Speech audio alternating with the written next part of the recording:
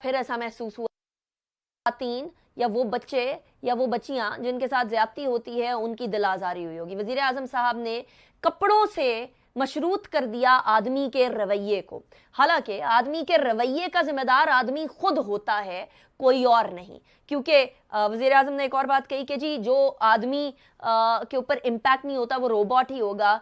मैं वजीर आजम साहब से इख्तलाफ करते हुए ज़रूर कहना चाहूँगी कि वजीर आजम साहब, जो आदमी औरत की इज्जत करता है और बच्चों को बच्चों की तरह प्यार की निगाह से देखता है, ज्यादती नहीं करता, हैरासमेंट नहीं करता, वो अच्छी माओं की गोदों में पले हुए और अच्छे बापों के गोदों में पले हुए आदमी होते हैं, वो रोबोट्स नहीं होते। तो उनकी इज्जत करना जरूरी है, ऐसे आदमियों की। और वो आदमी जो हरासर्स हैं उनको कॉल आउट करके सजा देना आपका काम है। अब वजीर आजम साहब के इंटरव्यू के हवाले से बात करते हैं। पहले तो अफगानिस्तान पे जाने से पहले एक चीज जिसकी क्लैरिफिकेशन पूरा पाकिस्तान आज मांग रहा है वो ये है कि वजीर आजम ने ये कहा कि औरत का लिबास जो है वो इस पे मुनहसर होता है कि आदमी का रवैया कैसा है। लेकिन मुसलमान मुल्कों के अंदर, इवन दुबई के अंदर यही लोग जाते हैं और यही लोग जाकर वहां किस तरह के लिबास होते हैं वही सही रहते हैं। तो ये औरत का लिबास है या आप लोगों की lack of implementation of law है? सेकेंडली, इस्लामी जो मदीना की रियासत थी उसके अंदर गैर मुस्लिम औरतें या वो औरतें जो दुपट्टा नहीं भी लेती थी वो भी महफूज थी, उनकी इस्मतें भी महफूज थी। तो ये विक्टिम ब्लेमिंग का कल्चर क्यों, सेनेटर रोहन बपी? अच्छा, जब प्राइम मिनिस्टर साहब से आज सुबह जब उसने सवाल पूछा तो वो बेसिकली देखिए हमारे सिस्टम में सबसे बड़ा फ्लॉ है कि टैबूज बहुत ज्यादा है। हम किसी टॉपिक पे बात जब अपनी ओपिनियन लेके आते हैं तो उसको कंट्रोवर्शियल बना दिया जाता है। आपको भी पता है कि प्राइम मिनिस्टर साहब का जो पॉइंट था वो ये था कि हमारे पास जो नई एक हमारी जो ग्रूम होके हमारी जनरेशन आ रही है उसके पास जो एक्टिविटीज है, जो सोच है, उसको थोड़ा सा सेंसिटाइज करने की जरूरत है, उसको इन चीजों की बावर कराने की जरूरत है कि सोसाइटी में जो हमारा तबका है, हमारी जो खवातीन है, वो कितना एक इंपॉर्टेंट रोल प्ले कर सकती है। और वो उसको एक्सप्लेन कर रहे थे पर्दे के हवाले से कि पर्दा हमारे सिस्टम में हमारी इस्लामी कवानीन के हवाले से कितना एक इंपॉर्टेंट है। उस एक्सप्लेनेशन में उसने फिर दोबारा उस क्वेश्चन को हज़ार कि क्या आप समझते हैं कि ये वजूहात है? तो प्राइम मिनिस्टर ने बड़ा क्लियर कहा कि ये वजह नहीं है, लेकिन हमें रीजन आइडेंटिफाई करते इन चीजों को भूलना भी नहीं चाहिए कि बाज़ औक़ात उस सोसाइटी में जो फॉलो कर रही हो यूरोपियन सोसाइटी को, वेस्टर्न सोसाइटी को, लेकिन उसका मजहब इस्लाम हो, तो उसमें जो कंफ्यूशियस हो जाता है, दरमियान में एक कंफ्यूजन माइंड क्रिएट हो रहे होते हैं, उसको थोड़ा रेक्टिफाई करने की जरूरत है कि हमें अपनी जो राहें हैं उनको थोड़ा आइडेंटिफाई करना है। I wish it was put in a way कि ये बोला जाता कि जो मर्द इस तरह की गंदी नजर रखते हैं किसी पर भी, चाहे वो छोटी सी बच्ची हो जो साल की भी ना हो, चाहे वो बूढ़ी खातून हो या चाहे वो दूसरा मर्द ही हो, उनका कसूर है। I wish it was put this way instead of saying कि कम कपड़ों से या किसी भी तरीके से गड़बड़ होती है। बिकॉज पहले तो मर्द को अपनी नजर नीचे रखनी है ना।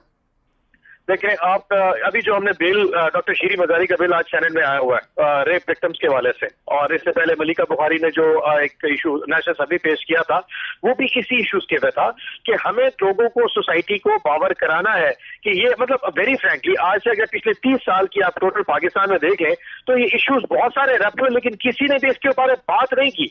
Let's find out the reasons for it. हमें 3-4 जगहों पे काम कर रहा है, हमें लॉ भी बनाना है, कानून बनाना है ताकि सजाएं दी जा सके उन लोगों को जो करते हैं, लेकिन साथ साथ हमें सोसाइटी को थोड़ा सा हमें बावर भी कराना है, हमें माँ बाप को भी बावर करवाना है कि आपकी तरबियत देखें, आप अपने बच्चों की तरबियत कैसे करके जा रहे हैं। हमें अपनी एजुकेशन में लोगों बच्चों को इसमें पढ़ाना भी है। They should understand. देखिए अल्फाज के साथ खेलना तो बहुत आसान है, मैं एक ओपिनियन देता हूं उसके 10,000 तर्जमे किए जा सकते हैं, लेकिन अगर मेरी इंटेंशन ये है कि मुझे सोसाइटी में करेक्शन करनी है और उस तबके को करेक्शन करवानी है जो समझता है। अब फॉर एग्जाम्पल एक मौलवी साहब को कल पकड़ लिया गया, एक साहब को कल पकड़ा गया, कराची से पकड़ा गया और मियां वाली उसको अरेस्ट किया गया किसी इशू की वजह से। अब इस इशू पे बात की जाए तो ठीक है, अगर बात ना की जाए तो वो फिर अपनी जगह टैबू बन जाएगा।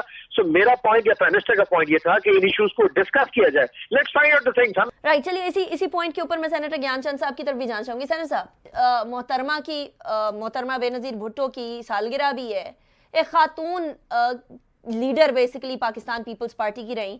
हमारे यहाँ अनफॉर्चुनेटली, यानी ये सिर्फ और सिर्फ पाकिस्तान तहरीक इंसाफ की हुकूमत नहीं, हर हुकूमत में ये होता रहा कि विक्टिम शेमिंग होती रही है, और जिसके साथ ज्यादती या हरासमेंट होती है उस खातून को बोला जाता रहा तुम्हारे कपड़ों में मसला होगा, तुमने दुपट्टा सही नहीं लिया होगा, तुम गलत जगह पे गई होगी, अगर दुपट्टा वगैरह सब कुछ सही भी है तो वो उस छोटे नन्हे बच्चे को क्या कहें जिसने दुपट्टा लेने की उम्र तो क्या, जिसकी डायपर पहनने की उम्र है।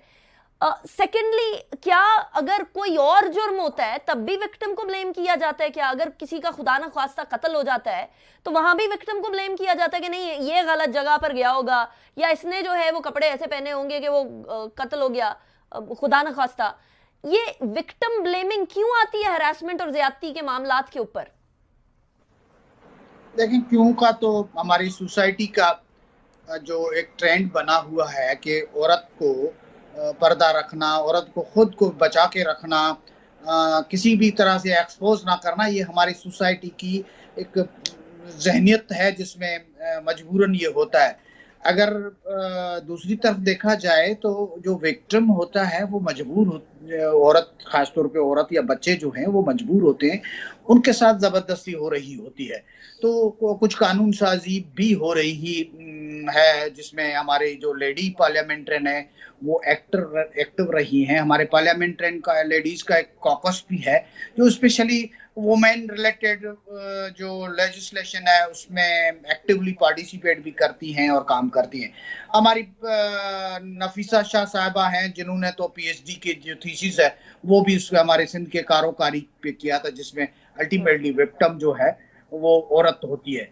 इस सोसाइटी को सुधारने के लिए जहां इंसाफ का नारा लगता है, वहां हम देखते हैं कि सबसे ज्यादा जो तौहीन है वो वही लोग कर रहे होते हैं जो इंसाफ के कहते हैं औरत की बराबरी। आज मोहतरमा बेनजीर भुट्टो शहीद की सालगिरह का दिन है, तो पीपल्स पार्टी पहले से कमिटेड है। आज भी आप अगर देखेंगे तो डायरेक्ट इलेक्शन से औरत की एम्पावरमेंट हो रही है, जो पीपल्स पार्टी से ज्यादातर जो है औरतें डायरेक्ट इलेक्शन से आ रही हैं। दूसरी तरफ बेनजीर इनकम सपोर्ट प्रोग्राम के जो पैसे हैं वो जनाब आसिफ अली जरदारी अपने हुकूमती दौर में बेनजीर इनकम सपोर्ट प्रोग्राम शुरू किया, और वो सिर्फ और सिर्फ औरतों को पैसे मिलने थे ताकि औरतों को भी घर के कम से कम फैसला करने में उनका थोड़ा बहुत जो है वो अख्तियार बने और उनकी भी एम्पावरमेंट हो। एक तो विक्टिम ब्लेमिंग होती है ना, दूसरी तरफ यहाँ सजाएं नहीं मिलती। कई जो है वो इस तरह के जराइम करने वाले लोग छुट जाते हैं, बेल्स पे होते हैं। वो 4 किताबा उतो लथिया नाले लथा डंडा, 4 किताबा कुछ ना कीतियां सब कुछ कीता डंडा, बाबा बुल्ले शाह ने जो बोला था, अगर हमारे यहाँ इस तरह के लोगों को सजा देने लग जाएं तो क्या ऑटोमेटिकली विक्टिम ब्लेमिंग कम नहीं हो जाएगी? देखिए, मेरा ख्याल है कि हमारे सोसाइटी में एडवोकेसी की जरूरत है।